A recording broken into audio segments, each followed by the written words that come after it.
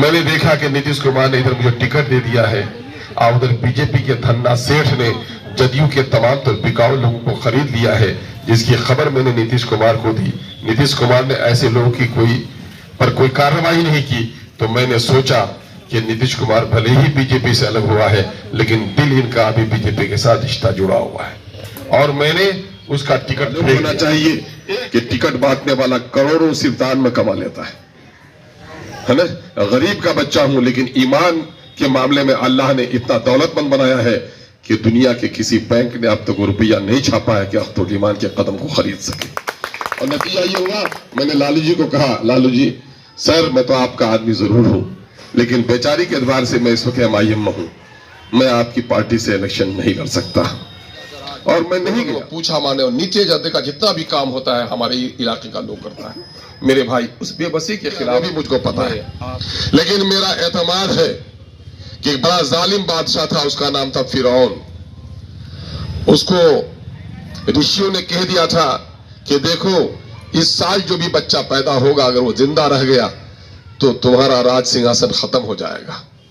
उसने घर घर पर पहरेदार बैठा दिया कि बेटे जी पैदा हो तो जिंदा रहने देना, और बेटा पैदा हो तो गर्दनों पे शमशीर कहकर मार गया।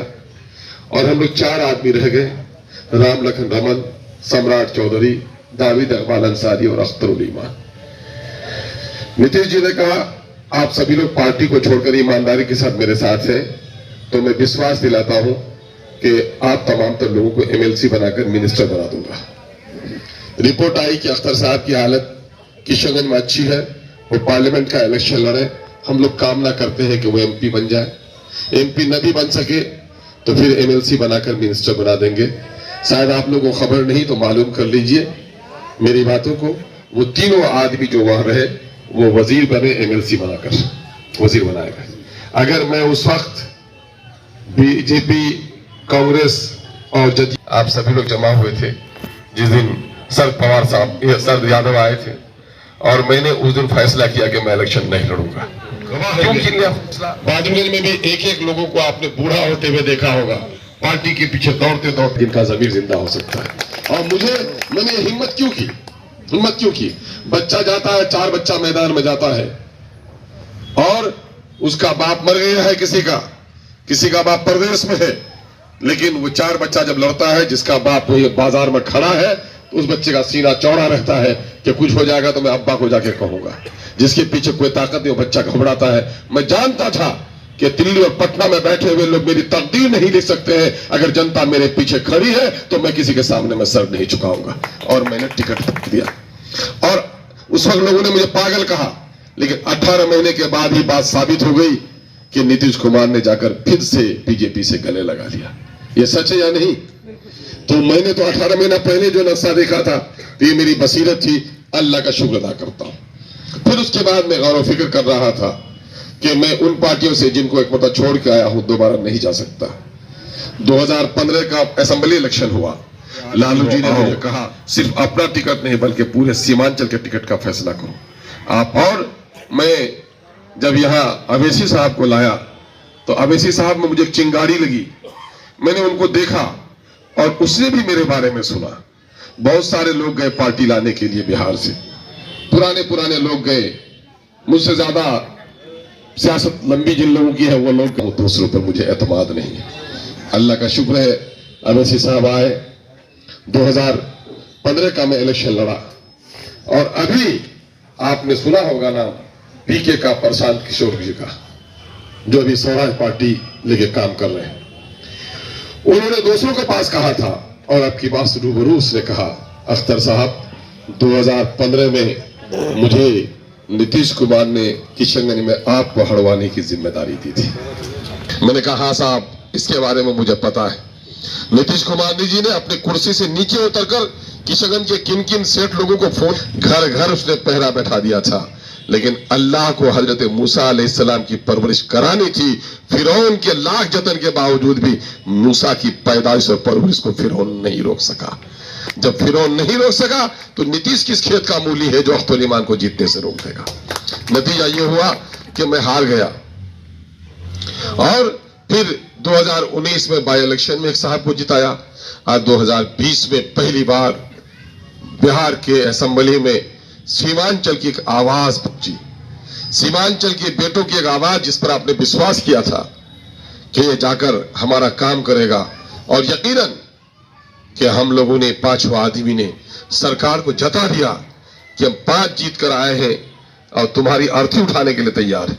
लेकिन क्या कहिएगा, देश जो गुलाम हुआ था तो मीर जाफर यही बंगाल का रहने वाला था। मुझे क्या पता है कि इस बस्ती में भी उनका कोई रिश्तेदार है। मीर जाफर के रिश्तेदारों ने पार्टी को धोखा दिया। अच्छा हुआ, आदमी के उंगली में जख्म हो तो आदमी इलाज करता है, लेकिन डॉक्टर कहता है कि उंगली को नहीं काटे तो हाथ भी काटना पड़ेगा, तो आदमी उंगली को कटवा देता है। तो अच्छा हुआ ये कट गए, तो जिस दिन से पार्टी की सेहत अच्छी हो गई। इन लोगों का शुरू दिन से मामला था, जीत के गए थे तो रात को कांग्रेस के पास, पिछली रात को जदयू के पास, कहीं राजद के पास, निकाह किसी से, वफा किसी से। इनका जो हालात हम लोगों ने देखा तो कहा कि बहुत दूर तक नहीं चल सकता है, चले गए। जिनको जहां जाना था चले गए। आपने भी माफ कर दिया है।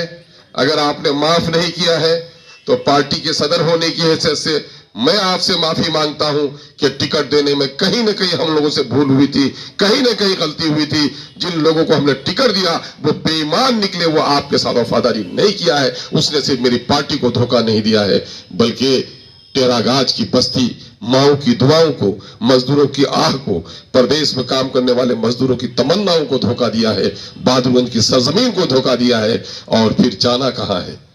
बच्चा स्कूल में बदमाशी करेगा तो इम्तिहान तो वही देना है, तो फिर 5 साल का इम्तिहान 2 साल के बाद फिर आप ही के पास आना है। अच्छा जो काम करेगा इनाम पाएगा, गलत जो काम करेगा सजा पाएगा। आपसे बढ़कर कोई नहीं हो सकता जो उसको सजा दे सकता है।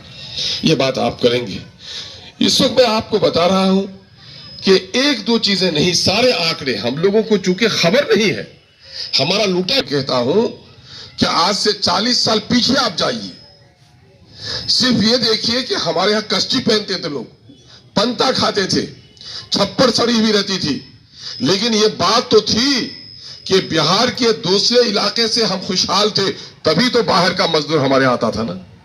ईमानदारी से बोलिए कि हमारे नौजवानों को, 25-30 साल नौजवानों को याद नहीं होगा, लेकिन जिनकी उम्र 50 साल से ज्यादा है, 60 साल की उम्र के लोग हैं, सभी गवाह होंगे कि इस वक्त अगर आज से 40 साल पहले यहां आने का होता तो अभी कम से कम सैकड़ों पश्चिमा मजदूर आपको यहां मिलता कि नहीं मिलता? सबके दरवाजे पर, सबके बैठक पर। वो बेचारे मजबूरी थी उनको, हम उसकी कोई मजाक नहीं उड़ा रहे। लेकिन आज वो आ रहा है आपके यहां, आज वो नहीं आ रहा है। उनका बेटा दारोगा बनकर, उनका बेटा एसपी बनकर, डीएम बनकर आपके यहां आ रहा है।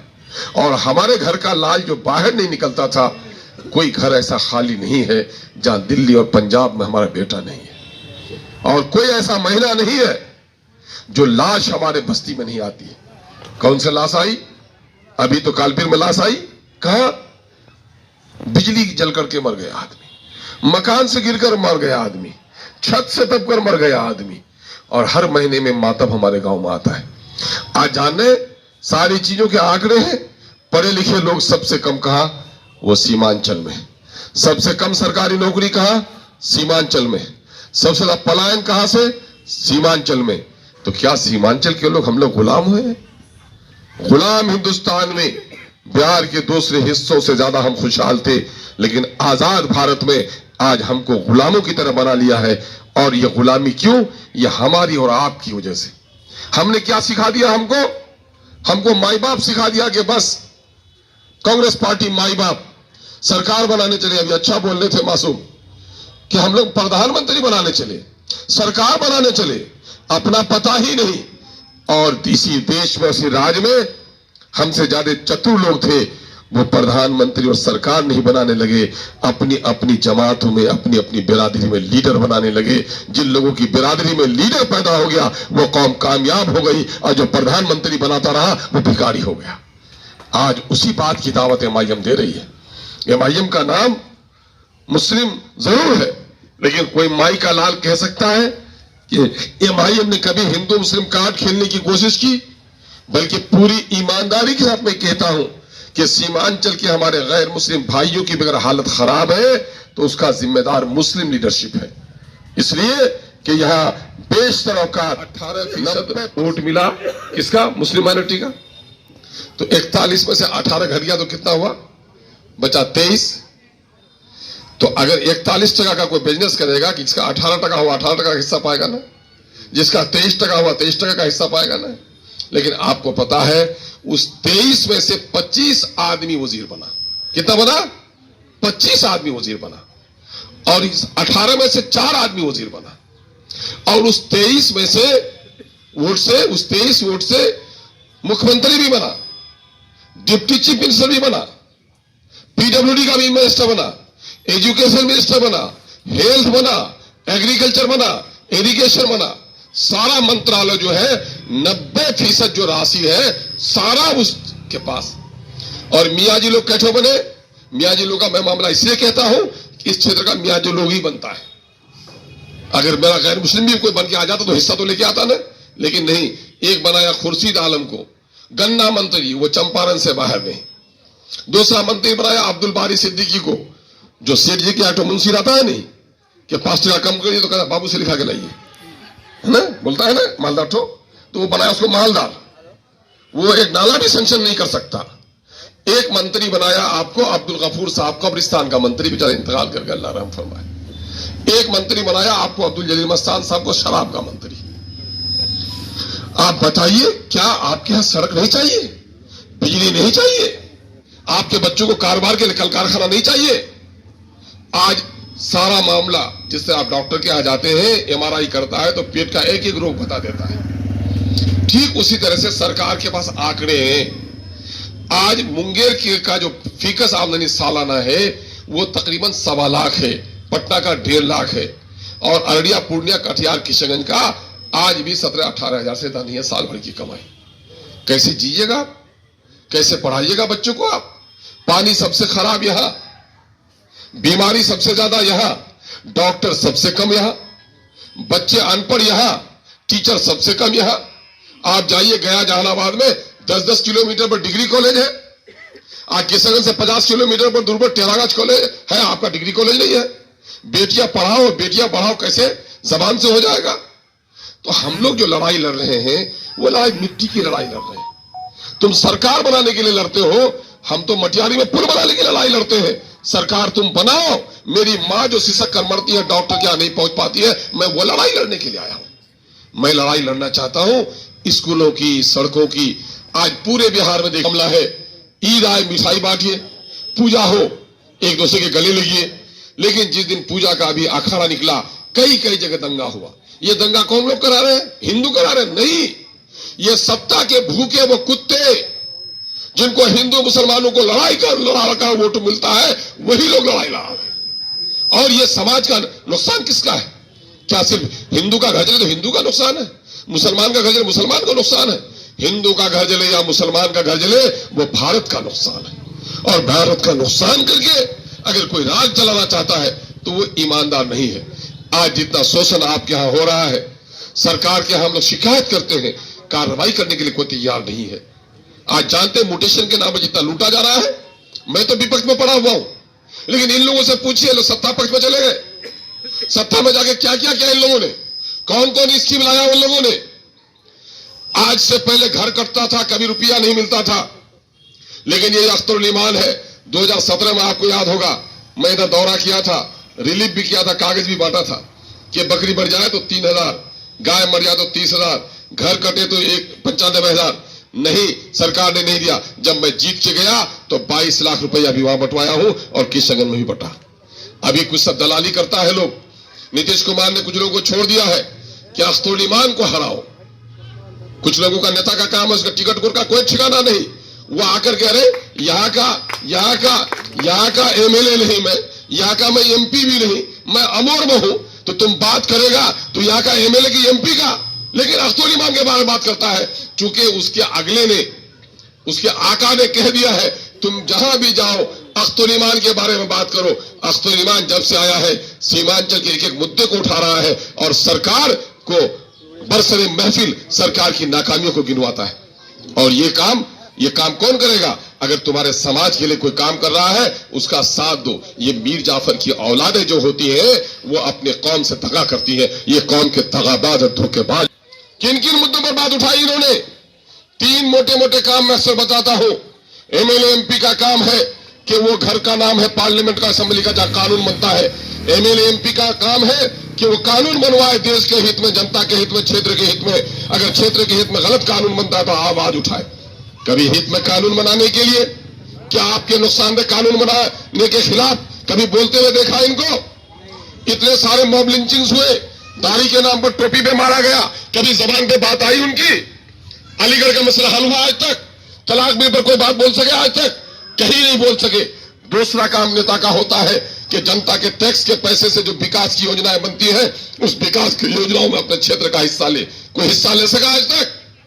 तीसरा काम होता है कि जनता के दरमियान में जो सरकारी स्कीमें आती है वो हाल चाल जाने ब्लॉक में आकर कि क्या काम हो रहा है, क्या नहीं काम हो रहा है, क्या ये काम किया आज तक?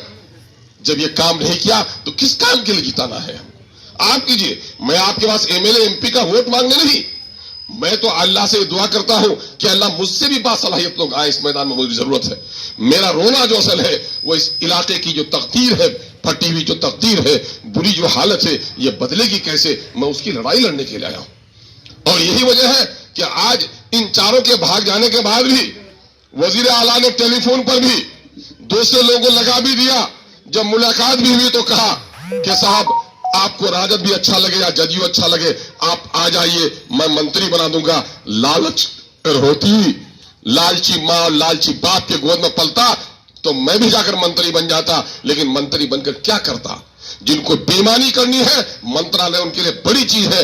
अगर वाकईतन अवाम के लिए काम करना है, लीडरशिप अवाम के मसाइल को हल करने का है, और असल काम में आज भी मैं खड़ा हूं। लोगों, अगर मैं अपना मसला चाहता तो मैं ये कर लेता। खुदा न करे ऐसी जिंदगी मुझको मिले, मैं न बनूं कुछ, लेकिन अपने वसूलों से कभी न हटूं, इसके लिए मेरी दुआ कीजिए।